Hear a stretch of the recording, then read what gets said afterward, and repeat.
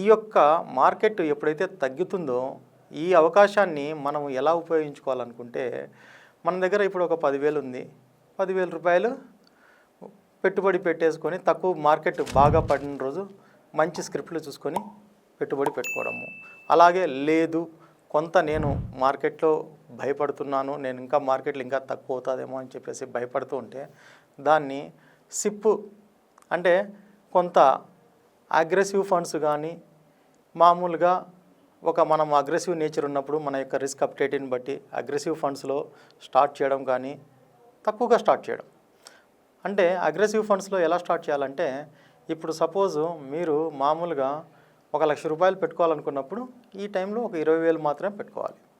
So అలా aggressive ఫండ్స్లో అయితే ఒక 20,000 రూపీస్ పెట్టుకుంటూ, ఒకవేళ కన్జర్వేటివ్ ఫండ్స్లో అంటే ఇప్పుడు మామూలుగా కన్జర్వేటివ్ ఫండ్స్ అంటే ఇప్పుడు ప్రజెంట్ వచ్చేసేసి ఈ యొక్క మార్కెట్ డౌన్ అయినప్పుడు బాగా పర్ఫామ్ చేసేటి కాంట్రా ఫండ్స్ కానీ, వాల్యూ గ్రోత్ ఫండ్స్ కానీ, లేదా మల్టీ అసెట్ ఫండ్స్ కానీ, లేదా ఈ యొక్క డెట్ ఓరియంటెడ్ కొద్దిగా కాంపోనెంట్స్ ఎక్కువ ఉన్నటువంటి ఫండ్స్ కానీ కొద్దిగా పర్ఫార్మెన్స్ చేయడానికి అవకాశం ఉంటుంది.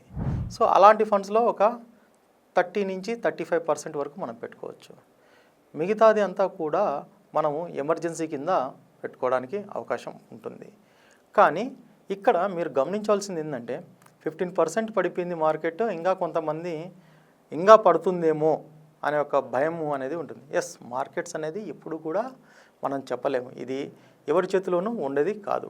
కానీ ఇక్కడ తగ్గినప్పుడు మనము అక్యుములేట్ అంటే మనము మామూలుగా కొంత ఇన్వెస్ట్మెంట్ పెంచుకుంటా రావడం అనేది జరుగుతూ ఉన్నప్పుడు, ఇంకా నా అంచనా ప్రకారము ఈరోజు మార్కెట్లో 22,854 నుంచి అంటే 22,800 నుంచి మళ్ళీ సపోర్ట్ తీసుకొని మళ్ళీ ముందుకు వెళ్ళడం జరుగుతూ ఉంది. కానీ ఎంతవరకు ముందుకు వెళ్తూ ఉంది? 23,200 వరకు వెళ్తాయి, మళ్ళా వస్తాయి. కాబట్టి ఇదంతా కూడా కన్సాలిడేషన్ ఫేజ్ అన్నమాట.